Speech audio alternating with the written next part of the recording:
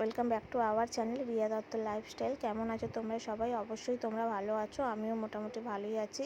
আর দেখো আমার কি অবস্থা হয়েছে, আইব্রোগুলো কিরম মোটা মোটা হয়ে গেছে, ওদিকে সাদা চুল বেরিয়ে গেছে।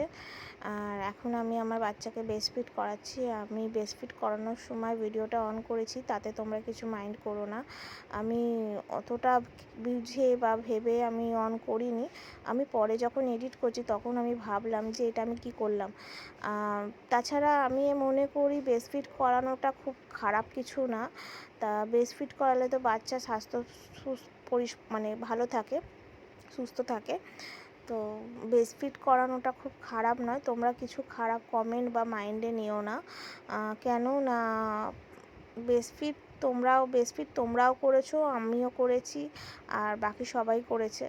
তো যে কারণে ব্রেস্ট ফিডটা খারাপ মাইন্ড করে লাভ নেই, কারণ মায়ের দুধ সবাই খেয়েছে আর আমার বাচ্চাও খাচ্ছে। তা আমি মা হয়েছি, তো আমার বাচ্চাকে তো ব্রেস্ট ফিড করাতেই হবে। ও ব্রেস্ট ফিড যখন করছে, যাই হোক, ওকে খাইয়ে নিই তারপর কথা বলছি। ওকে খাইয়ে নিয়ে শুইয়ে দিয়েছি, এদিকে শুইয়ে দিয়েছি, পরিষ্কার করে নিয়েছি। ওকে স্নান করিয়েছিলাম। স্নান মানে ওকে হাত পা ভালো করে মুছিয়ে দিয়েছি জল করে, তারপর জামা পরিয়ে, তারপরে সুন্দর করে পরিষ্কার পরিপাটি করে ওকে সুন্দর করে শুইয়ে দিয়েছি ওর গদিতে।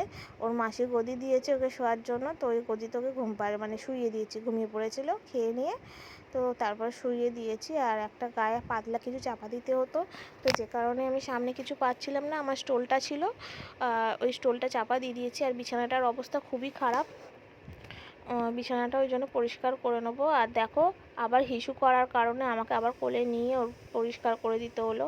শোয়ানোর সাথে সাথে হিসু করে দিয়েছে, ওই জন্য আমাকে আবার তুলে নিয়ে আবার পরিষ্কার করে আবার ওকে শোয়াতে হবে। তা চলো ওকে শুইয়ে নিই, তারপর আবার বলছি তোমাদের সাথে কথা।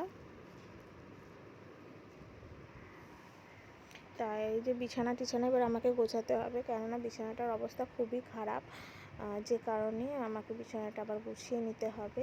বিছানাটা আমার ভাগার হয়ে পড়ে আছে, কারণটা হচ্ছে আমি ওকে যখন পরিষ্কার পরিপাটি বা সমস্ত কিছু করি, তখন আমি চারিদিকে সব কিছু ছড়িয়ে ছিটিয়ে পরিষ্কার করি ওকে। তা সামনে আমি কিছু রাখতে দিই না, আমি এদিক ওদিক ছুঁড়ে ছাড়ে দিই, কেননা ওকে যখন আমি করি আমার অনেকটা জায়গা রাখে, আমি ওকে ছোটো জায়গার মধ্যে পরিষ্কার করাতে পারি না। আর চারিদিকে ও এটা ওটা ছুঁড়ে রেখে দেওয়ার কারণে আমার বিছানাটা অবস্থা খুবই খারাপ হয়ে গেছে, যেটা তোমাদেরকে আমি দেখাতে পারছি না। আমি চলো তোমাদের পরিষ্কার করে নিই। আর জানো তো, আমি যখন আমার বেবিকে পৃথিবীতে নিয়ে আসি তখন একটা প্রবলেম হয়েছে ওর। আমি প্রবলেমটার জন্য হয়তো আমিই দায়ী। আমি জোর করে নর্মাল ডেলিভারি করিয়েছি আমার, তাই জন্য হয়তো ওর প্রবলেমটা হয়েছিল।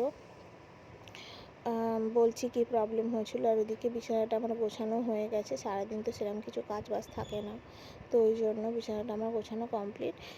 তা চলো বলি প্রবলেমটা কী হয়েছিল। প্রবলেমটা হয়েছিল, ও যখন হয় ওর নিঃশ্বাস নিতে প্রবলেম হচ্ছিল, তো ওই জন্য ওকে কাচের ঘরে রাখতে হয়েছিল। তো ওই জন্য আমাকে 6 দিন ভর্তি থাকতে হয়েছিল, কারণ নর্মাল ডেলিভারিতে তো 3 দিন ভর্তি থাকে, আর 6 দিন আমাকে ভর্তি থাকতে হয়েছিল।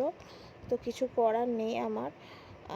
আমি ওর জন্য 6 দিন কেন, যতদিন ও সুস্থ না হয় আমি ততদিন থাকতে রাজি ছিলাম। আর দোষটা ঠিক আমার বলাটাও ভুল নর্মাল ডেলিভারির।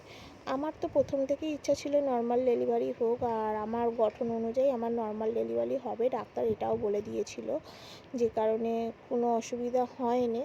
কিন্তু আলটিমেট এত পরিমাণে গরম ছিল যেদিন আমার বেবি হয়, তো সেদিন এত পরিমাণে গরম ছিল যে কারণে ওর নিঃশ্বাস নিতে কষ্ট হচ্ছিল, আমার পুশ করতেও কষ্ট হচ্ছিল। কিন্তু আমি তো বড়, আমাকে করতেই হবে, ছেড়ে দাও, আমার কথা বাদ দাও।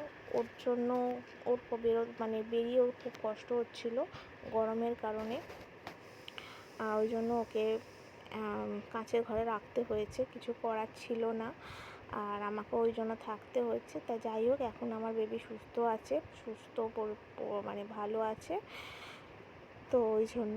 আর ওকে সুস্থ সবল করেই আমি ওকে বাড়ি নিয়ে এসেছি। ভগবানের কাছে সারাদিন প্রে করেছি যাতে ও তাড়াতাড়ি সুস্থ হয়ে যাক, আর কিছুই না। আমার কাছে ও আর ওর বাবা জীবনের থেকেও অনেকটা বেশি প্রিয়। তোমরাও জানো, তোমাদের কাছেও তোমাদের সন্তান এবং তোমার স্বামীরা খুব প্রিয়। তো আমার কাছেও সেম জিনিসটা। তা আমার পাকা চুল নিয়ে আমি এখন নাড়ানাড়ি করছি।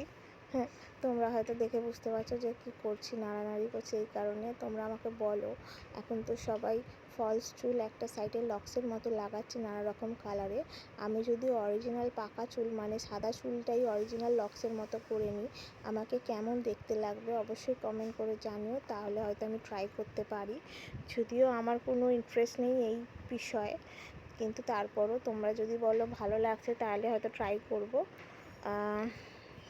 কেমন লাগছে অবশ্যই বলো। আর এমনি সারাদিন তো কোনো কাজবাজ করি না, এই করতে করতেই সময় কেটে যায়। ওকে নিয়ে নড়তে নড়তে 21টা দিন তো আমি কিছুই করব না। মা আসে, মা রান্না বান্না করে, তো ওই জন্য রান্না বান্না করে বলে আমার সময় কাটে না। ওকে নিয়ে যতটুকু কাটার কাটে, সারাদিন তো আর কাটবে না, কী আর করা যাবে। তা অনেক দিন ভিডিও আমি না দেওয়ার কারণেই আমি আজকে ভিডিওটা নর্মালি রেকর্ড করলাম। কেন না তোমাদেরকে অনেক দিন কিছু আপডেট দিইনি, তা ওই জন্য। আর তোমাদের ভিডিওটা কেমন লেগেছে অবশ্যই কমেন্ট করে জানিও। যা ভালো লাগলে একটা লাইক করে দিও, আর যারা নতুন বন্ধু আছো তারা অবশ্যই সাবস্ক্রাইব করে দিও, পাশে বেল আইকনটি প্রেস করে দিও। চলো টাটা, দেখা হবে নতুন একটা ব্লগে।